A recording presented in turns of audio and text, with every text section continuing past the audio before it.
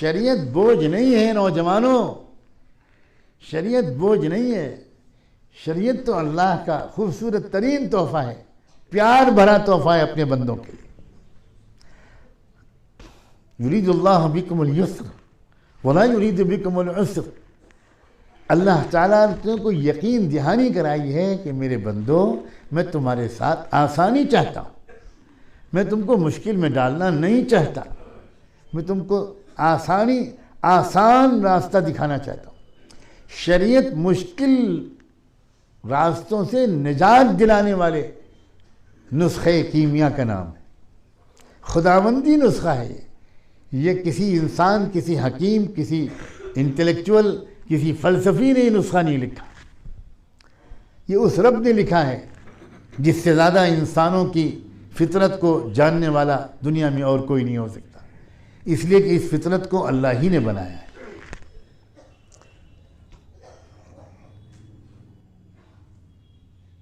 خال خال کچھ واقعات ایسے سننے اور دیکھنے کو ملتے ہیں، طبیعت خوش ہو جاتی ہے، رشک آتا ہے. کافی عرصہ پہلے کی بات ہے، لکھنؤ میں ایک فیملی تھی جن کے جو فیملی کے سربراہ تھے وہ فوج میں کرنل تھے، اور فوج میں رہنے کی وجہ سے یا کیا وجہ ہو اللہ بہتر جانے، زندگی اور پورا گھرانہ بہت ہی زیادہ مغرب زدہ ہو گیا. ڈانس اور میوزک اور ڈرنکنگ سبھی ہوتا تھا. اللہ کا کرنا کہ کرنل صاحب کا انتقال ہوا، اور اس کے بعد کوئی چھوٹا سا واقعہ سبب بن گیا، اور کرنل صاحب کی بیوہ اور ان کا ایک ہی اکلوتا بیٹا، دونوں کی زندگیاں بالکل بدل گئیں، اور دونوں کی زندگیوں میں تقویٰ آ گیا، اللہ کا دھیان آ گیا، اسلام کے احکام کے مطابق زندگی گزارنے کا رواج آ گیا. بیٹا ان کا تعلیم مکمل کر کے امریکہ چلا گیا. اب ماں چونکہ بہت ہی دیندار ہو چکی تھی تو ان کو یہ اس بات کی فکر تھی کہ میرے بیٹے کے لیے اللہ پاک کوئی بہت تقوی والی پاک دامن بیٹی دے دے. بہت دعا کرتی تھیں، خود بھی دوسروں سے بھی کراتی تھیں. اللہ نے ان کی دعا سنی، اور ایک عجیب و غریب طریقے سے ایک لڑکی کی طرف ان کی رہنمائی ہوئی. بہت عجیب، یہ ایسا ہر ایک کو نصیب نہیں ہوتا. بہرحال ایک واقعی سچ مچ دیندار تقوی والی پاک دامن شریف لڑکی ان کی بہو بن گئی. 10-15 دن کے بعد جب سب مہمان رخصت ہو گئے، گھر بالکل نارمل ہو گیا،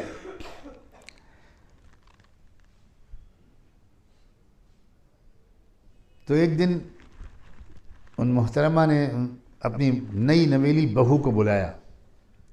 اشراق کی نماز پڑھ کے بیٹھی تھی، وہ جا نماز پر تلاوت کر رہی تھی.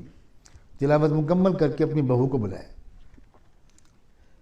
بہو بھاگتی ہوئی شریف بہو اپنی بہت بزرگ ساس کے پاس آئی. جی امی. ماں نے بہو کو بٹھایا اپنے پاس اور چابیاں نکال کے دیں کہ بیٹی اب اس گھر کی مالکہ تم ہو. سیف، وارڈروب سب کی چابیاں یہ ہیں، یہ کچن کی ساتھ چابیاں ہیں. اب اس گھر کو بیٹی تم چلاؤ گی اپنی مرضی سے. میں تو اب بالکل بوڑھی ہو گئی ہوں، اور ایسی بیماری بھی مجھے لگ گئی ہے کہ پتہ نہیں کب بلاوا آ جائے. بیٹی تمہاری مدد میں کرتی رہوں گی، لیکن اب تم سے میری ایک ریکویسٹ ہے کہ اب اس گھر کو سنبھال لو، کچن کو سنبھال لو، اور مجھے زیادہ سے زیادہ اپنے رب کی یاد اور دعا اور مناجات کے لیے فرصت دے دو. میں صبح اور شام دونوں وقت دیر تک جا نماز پر بیٹھنا چاہتی ہوں.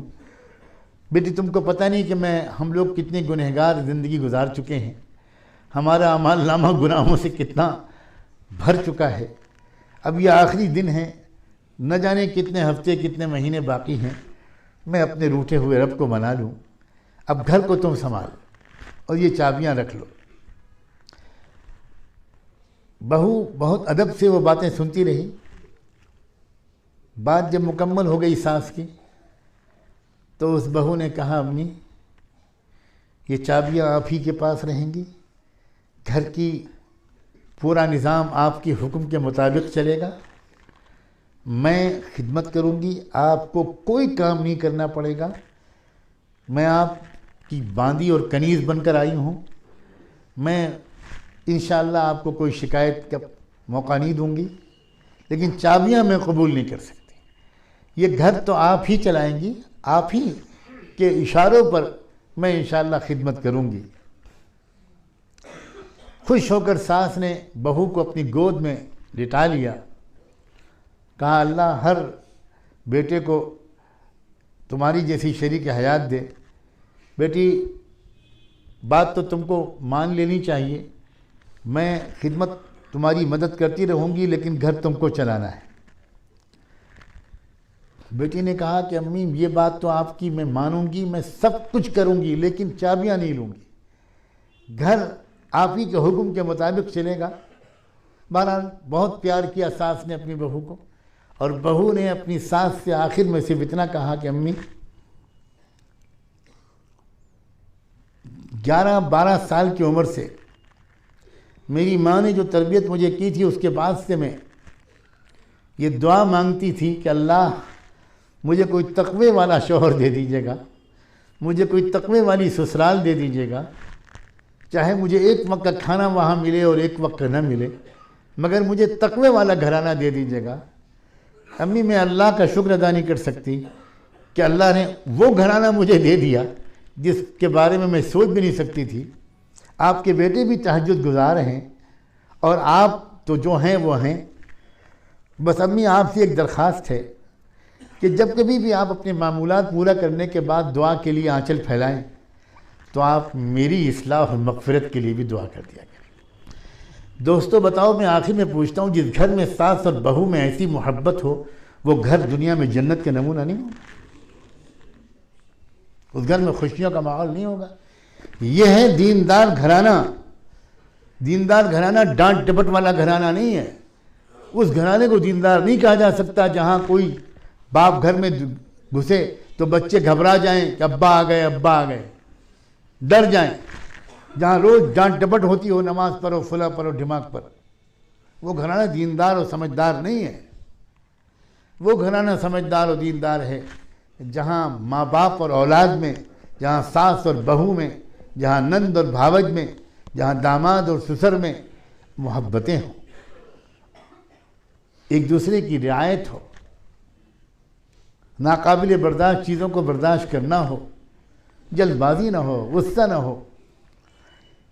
اور اگر یہ ہم نے اپنا مزاج بنایا تو آپ دیکھیے گا زندگی میں سکون آئے گا، اور انشاءاللہ اس کے اثر سے ایک دو گھرانے کے اندر اور زیادہ شریعت کی روشنی پھیلے گی۔ میں نے بہت دیکھا ہے، نصیحتوں تقریروں سے اتنا زیادہ لوگ اثر قبول نہیں کرتے جتنا کہ ہم عمر لوگ ایک دوسرے کے ساتھ جب اٹھتے بیٹھتے ہیں اور ان کی زندگی اپنی زندگی سے بہتر دیکھتے ہیں تو ایک نہ ایک دن ان کے اوپر دل پر چوٹ لگتی ہے۔ دعا ہے کہ اللہ تبارک و تعالی بہت ہی بشاشت قلب کے ساتھ، بہت ہی دل کی خوشی کے ساتھ ہمیں پوری شریعت پر عمل کرنے کی توفیق عطا فرمائے۔ اس کے لیے ایک گزارش میری ہے، خدا کے لیے شریعت کا علم حاصل کیجیے، خدا کے لیے واقف تو ہوئیے شریعت سے۔